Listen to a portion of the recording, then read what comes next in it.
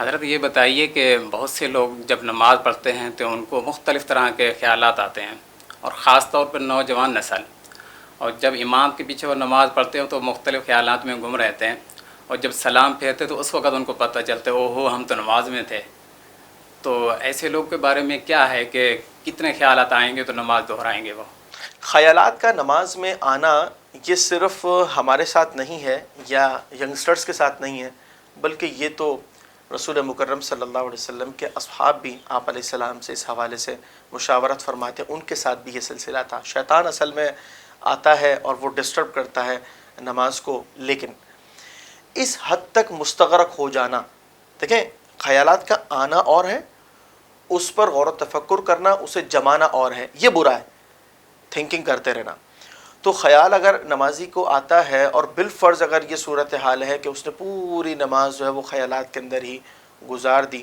پھر بھی شریعت مطہرہ نے دہرانے کا کوئی ضابطہ نہیں رکھا، ورنہ انسان جو ہے وہ وہم و گمان کے اندر مبتلا ہو کر کے کشمکش کا شکار ہو جاتا۔ آپ نے دیکھا ہوگا بہت سارے نوجوان جو ہے وہ اس سوچ کے بحاف، پتہ نہیں ہم نماز صحیح پڑھتے نہیں پڑھتے، یار ہم توجہ کے ساتھ نماز نہیں پڑھ سکتے، یار پاکیزگی ہے نہیں ہے، مطلب وہ بہت زیادہ وہم کا شکار ہو کر بالآخر نماز ہی ترک کر دیتے ہیں۔ یہ غلط ہے۔ ایک مسلمان کو چاہیے کہ اپنی نماز کے اندر کاملیت پیدا کرنے کے حوالے سے خشوع و خضوع اختیار کرے، اس بات کو ذہن نشین رکھے کہ وہ اللہ کے حضور کھڑا ہے، اور یہ تو مومن کی معراج ہے۔ وہ جو بات کر رہا ہے، جو ذکر و اذکار کر رہا ہے، وہ کس سے کر رہا ہے؟ اگر وہ یہ کہتا ہے الحمدللہ رب العالمین، تمام خوبیاں اللہ تبارک و تعالیٰ کے لیے ہیں جو تمام جہانوں کا پالنے والا ہے، وہ کس سے بات کر رہا ہے؟ وہ اپنے رب سے ہم کلام ہے۔ تو اس سوچ کے پیش نظر جو ہے وہ اپنی توجہ کو جمائے، لیکن اگر بالفرض خیالات بہت زیادہ آتے ہیں ان کو ہٹانے کی کوشش کرے، لیکن اس گمان کے اندر پڑنا کہ جناب یہ پتہ نہیں ہوئی نہیں ہوئی، مطلب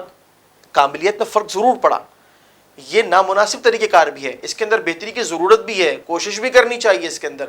لیکن وہم و گمان کا شکار ہو کر کے اور نماز کو ترک کرنے کے جانب مائل ہونا یہ صحیح نہیں ہے۔ ہمیں کوشش یہ کرنی چاہیے کہ نماز کے آغاز میں ہی تمام کاموں سے اپنے ذہن کو فارغ کر لیں، اور پھر اس کے بعد نماز کو شروع کریں، اور اس کے بعد اللہ تعالیٰ سے طلب کریں کہ رب کریم اس نماز کو اپنی بارگاہ میں قبول فرما۔ وہم و گمان میں زیادہ مبتلا ہونے کا کوئی فائدہ نہیں ہے، تو اس طرح نماز کو بہتری کے ساتھ ادا کیا جانا چاہیے۔ خلق السحاب وخلق الماء خلق الشمس في الفضاء سبحان خالق الحياة